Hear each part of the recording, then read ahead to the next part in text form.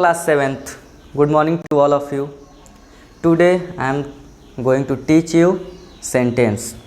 आज हम पढ़ने वाले हैं कि सेंटेंस क्या होता है, यूनिट ऑफ सेंटेंस क्या होता है, और उसके आगे हम पढ़ने वाले हैं कि पार्ट्स ऑफ द सेंटेंस क्या होता है। तो हम पहले पढ़ेंगे सेंटेंस का डेफिनेशन, फिर यूनिट ऑफ सेंटेंस और उसके बाद पढ़ेंगे पार्ट ऑफ सेंटेंस। तो सबसे पहले चलिए देखते हैं कि सेंटेंस होता क्या है।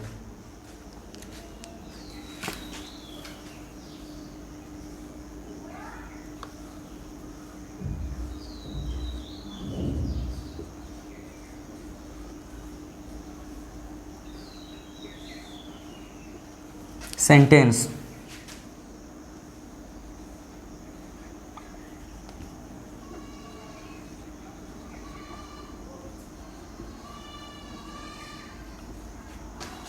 group of words with complete sense is called sentence.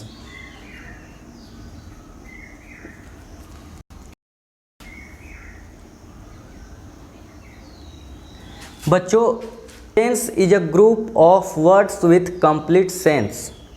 जब हम एक से ज़्यादा वर्ड्स को एक साथ ग्रुप में लाते हैं और उससे कोई मीनिंग निकले, कंप्लीट सेंस निकले, तो हम उसको बोलेंगे कि ये एक सेंटेंस है। उदाहरण के तौर पे हम ले सकते हैं आपके बुक से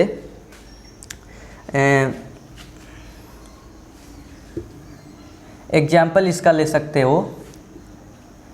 पहला होगा आई लव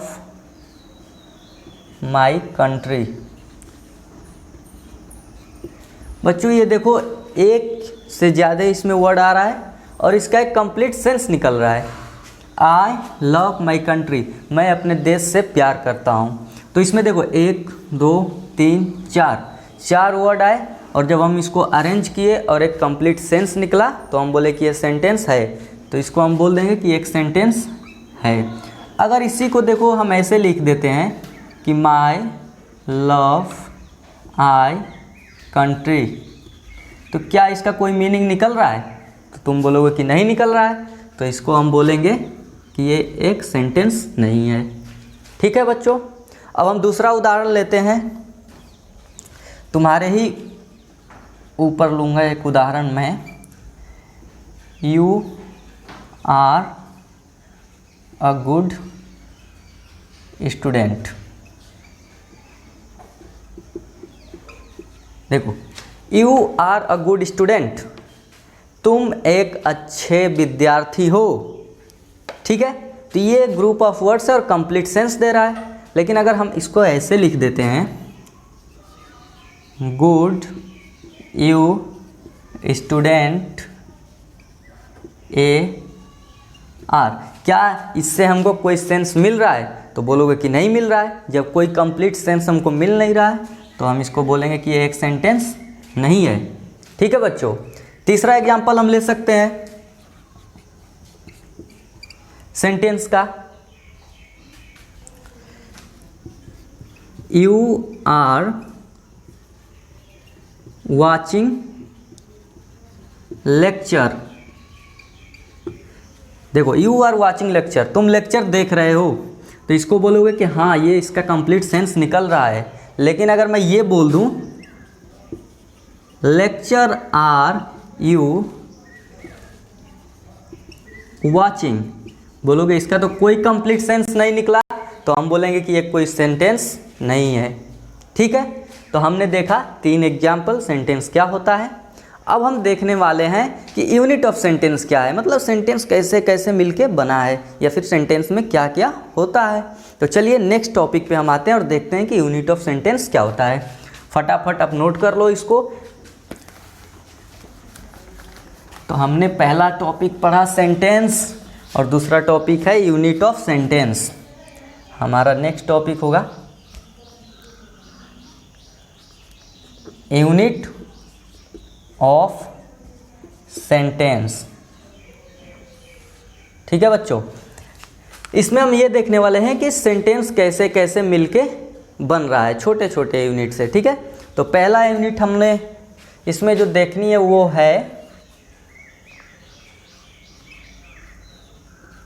वर्ड। पहला यूनिट होगा बच्चों वर्ड। तो हमको लगता है कि आप लोग अपने पिछले क्लासेस से अब तक पढ़ते हुए आ रहे हैं कि वर्ड क्या होता है।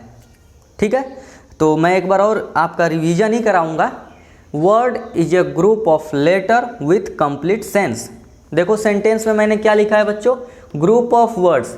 केवल तुमको ये वर्ड्स को हटाना है, यहाँ लेटर लगाना है, हो जाएगा तुम्हारा डेफिनेशन ऑफ वर्ड।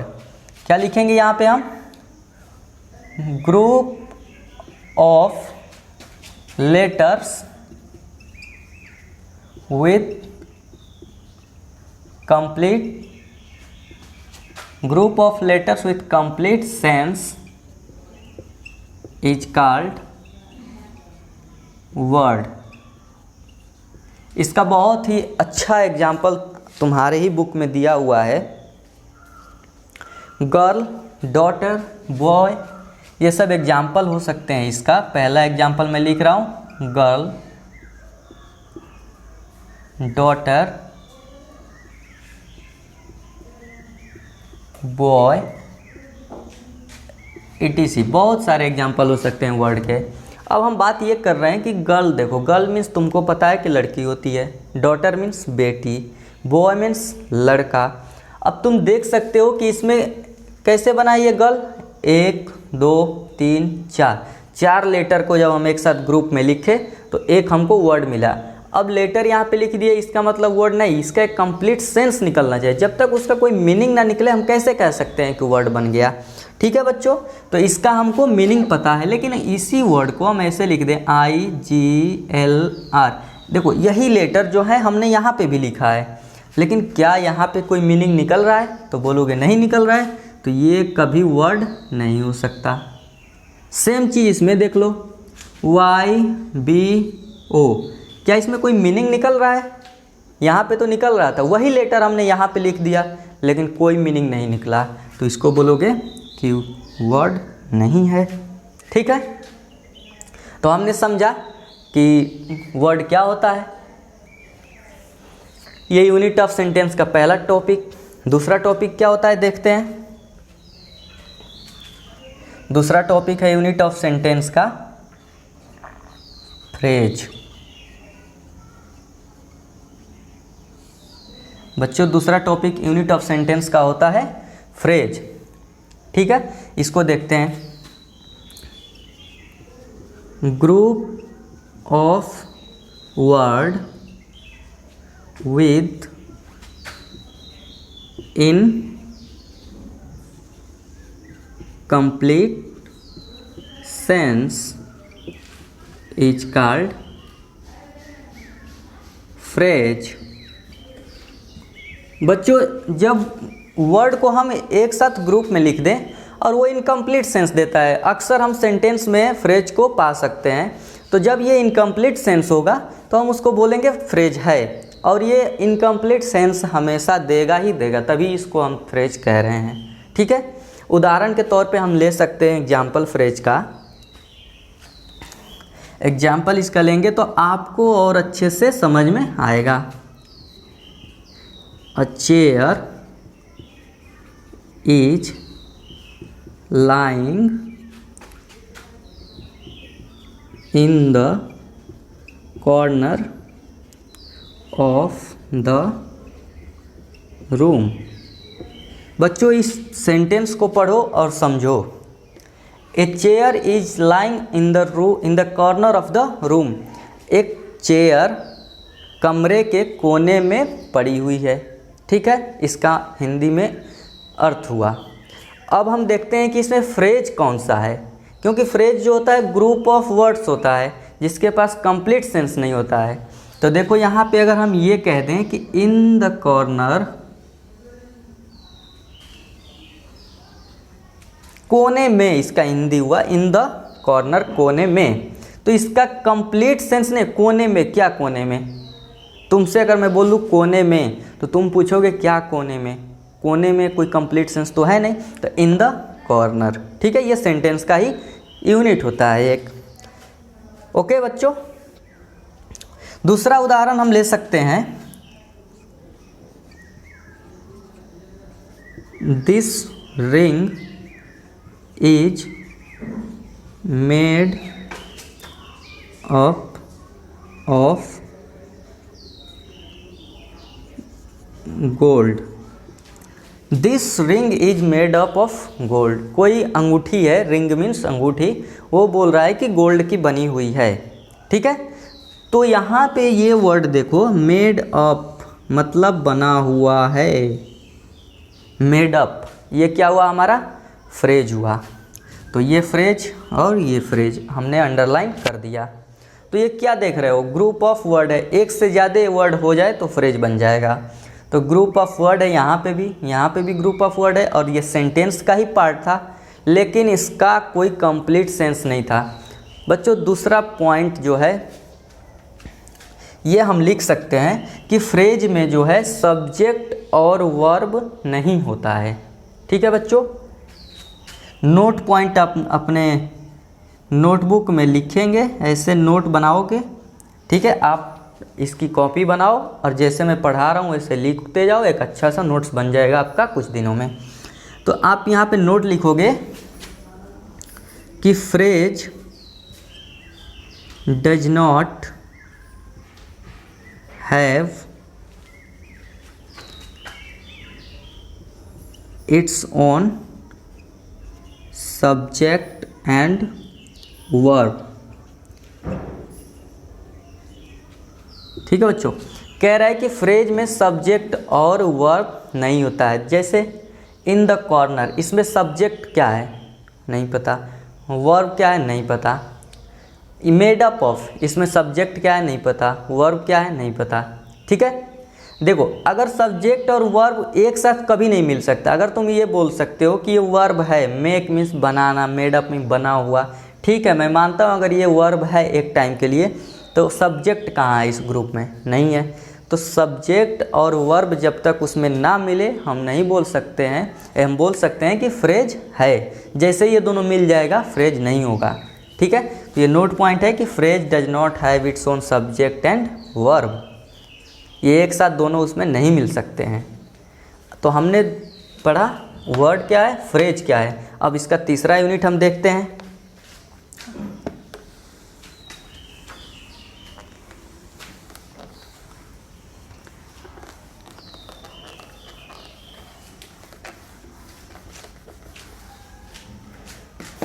तीसरा यूनिट है बच्चों clause.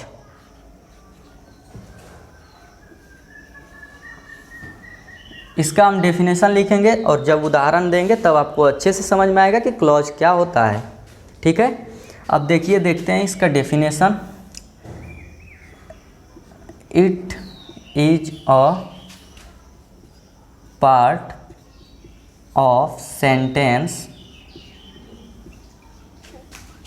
it is a part of sentence having its own subject and verb।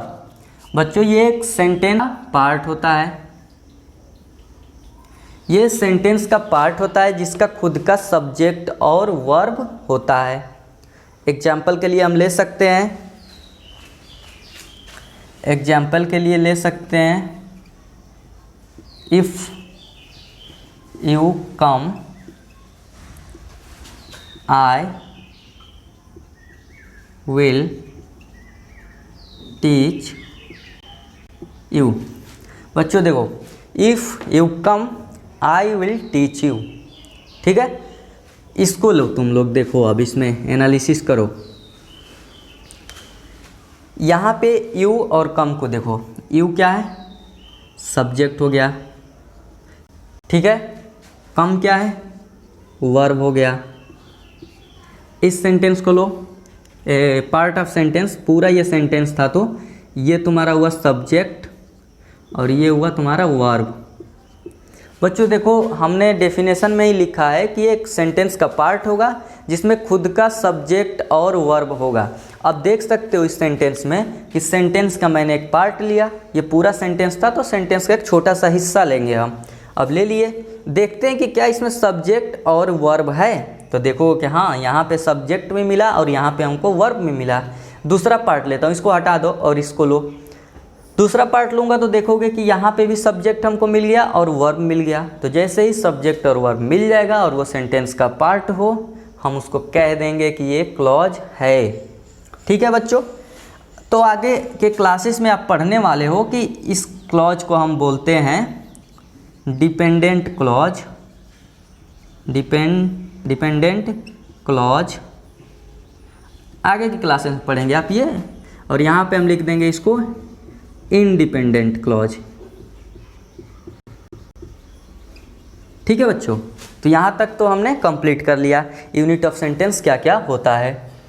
अब मैं नेक्स्ट टॉपिक पे चल रहा हूँ, तीसरा टॉपिक जो आज का हमारे लेक्चर का आखिरी टॉपिक है कि पार्ट ऑफ द सेंटेंस क्या होता है। तो चलिए, इससे पहले कि हम नेक्स्ट टॉपिक पे जाएं, आप इसको लिखिए अपने नोट में अच्छे तरीके से, और मैं अब मिटाने वाला हूँ। हमने इसमें पहला पॉइंट पढ़ा था वर्ड,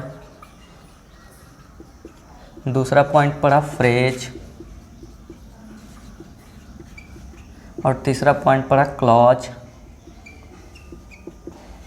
अब हम बच्चों पढ़ने वाले हैं part of the sentence. Part of the sentence.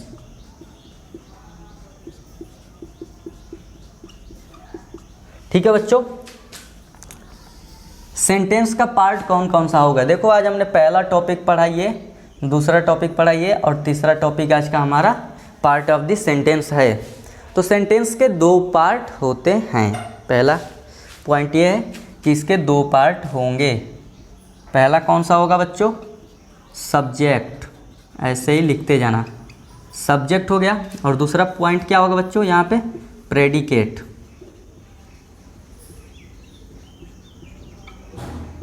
ठीक है बच्चों, प्रेडिकेट होगा, प्रेडिकेट। ओके, अब हम इसका देखते हैं कि डेफिनेशन क्या होगा। सब्जेक्ट और प्रेडिकेट किसी सेंटेंस में होता क्या है, कैसे हम किसी सेंटेंस में पता करेंगे कि सब्जेक्ट क्या है और प्रेडिकेट क्या है। तो डेफिनेशन देखते हैं पहले। सब्जेक्ट का डेफिनेशन है बच्चों, नाउन और प्रोनाउन, नाउन और pronoun for which whole sentence has come. बच्चों, इसका डेफिनेशन हुआ कि नाउन और pronoun for which whole sentence has come, या तो नाउन होगा या प्रोनाउन होगा जिसके लिए पूरा सेंटेंस क्या है, आया हुआ है। दूसरा डेफिनेशन ये देखते हैं, प्रेडिकेट का क्या होता है। प्रेडिकेट का डेफिनेशन होता है बच्चों, action done by the subject. Subject क्या करता है, प्रेडिकेट बताता है। ठीक है बच्चों, ये बताता है कि प्रेडिकेट बताता है कि सब्जेक्ट ने क्या किया। ठीक है, उसके बारे में, जैसे कि part of the sentence which tells about the subject, ये सब्जेक्ट के बारे में बताता है कि उसने क्या किया। तो लिखोगे part of the sentence, part of the sentence which tells about the subject। बच्चों देखो, यहाँ पे देख सकते हो कि ये प्रेडिकेट क्या करता है, सब्जेक्ट के बारे में बताता है। और सब्जेक्ट क्या होता है, नाउन और pronoun for which whole sentence has come, noun या प्रोनाउन जिसके लिए पूरा सेंटेंस आया हुआ है। एग्जाम्पल लेके हम समझ लेते हैं इसको। एग्जाम्पल लेंगे बच्चों और अच्छे से समझेंगे। पहला एग्जाम्पल है, इट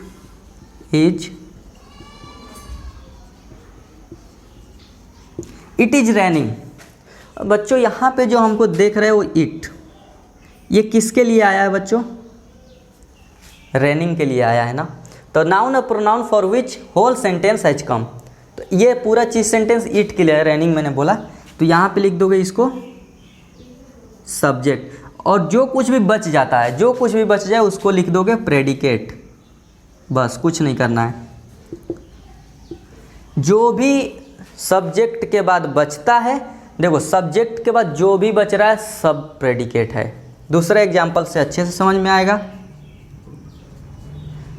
दूसरा एग्जाम्पल दिया हुआ है, you should do your homework. बच्चों देखो, you should do your homework, इसमें सब्जेक्ट क्या है, तो ये पूरा सेंटेंस किससे रिलेटेड है, तुमसे रिलेटेड है ना।